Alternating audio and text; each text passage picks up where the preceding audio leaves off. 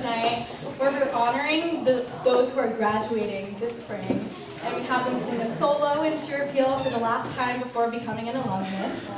And I have the pleasure of starting this tradition off by telling you a little bit about Ades.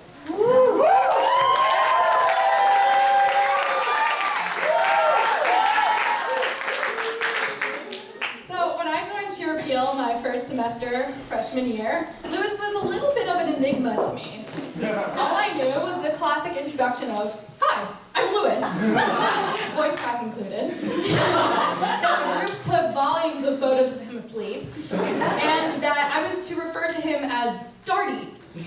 Though it started off as a joke, it actually took me many months to refer to him as his real name. But it wasn't long before I started to understand how big of a deal Ades is. When it comes to Shir, Lewis is truly a Renaissance man. Only a few months into my time in the group, I heard our new album, and that Lewis sounded like an angel when he sings solos. I like to refer to him as a cherub serenading a baby because of his gentle use of his upper range. In fact, Lewis is such a phenomenal soloist that sometimes the group struggles to make sure there isn't too much Lewis. He also brings great musicianship and intention to singing his non-solo parts in Shir music, and is particularly great at vocal percussion. He, however, has not simply kept these great skills to himself, but has spent time teaching this skill to other members of the group.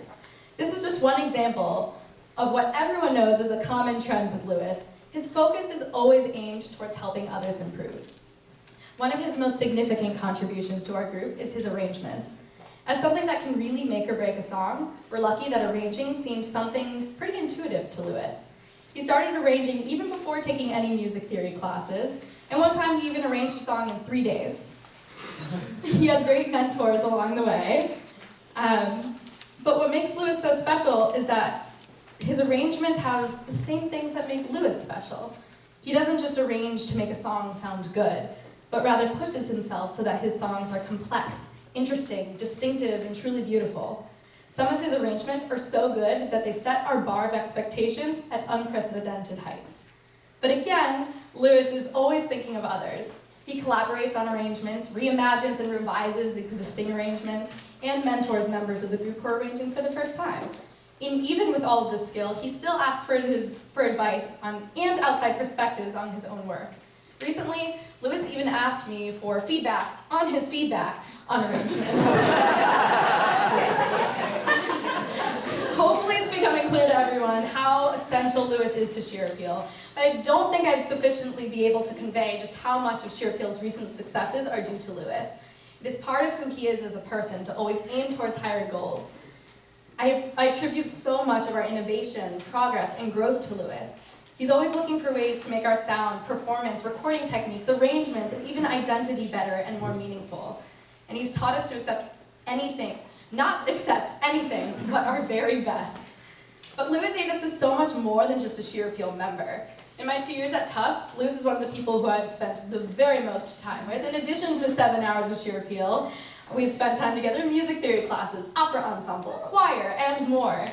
And my time with him has shown me how much I wish everyone was a little bit more like Lewis. Yeah, Lewis!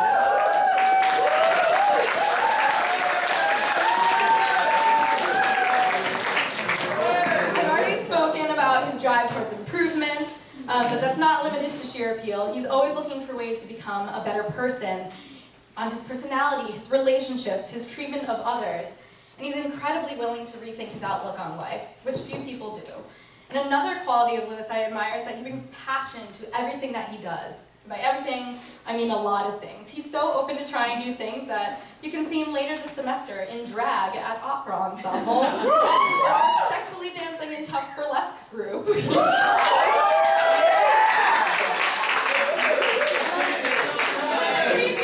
on top of that, all of the performing he does, he participates in Greek life, is a brilliant comp-sci major, has a job, is a music minor, and a teacher's assistant, and I really just don't know how you even get any sleep. But lastly, Lewis does not have a mean bone in his body. It seems like a cliche to say, but this trait is underrated and underappreciated. He may have disagreements here and there, but it's always driven for his desire to do what's best for others. This is a quality that the group will surely miss when Lewis graduates. I think I speak on behalf of the group when I say that we will really miss the sweet, goofy moments when he cheers us up with an energizing physical warm-up or a good old dad joke. And I'll miss the random text about opinions on songs, concerns for Shir appeal, movie suggestions, and so much more. Lewis, I can't imagine what my Tufts experience would be like without you. You've been an integral part of my experience every semester thus far, and I hope you stick around to continue to do so in any capacity you can. But I know you'll go and kill it in the real world in everything you pursue. So now, here is Lewis singing his last solo of his 8 semesters of Shir Appeal experience. Hopefully this song has taught him that there's no better way to deal with a breakup than with some Israeli rock music. And for the last time, Lewis will use his angelic voice to explore the pain of heartbreak and the struggle to pretend that everything is fine.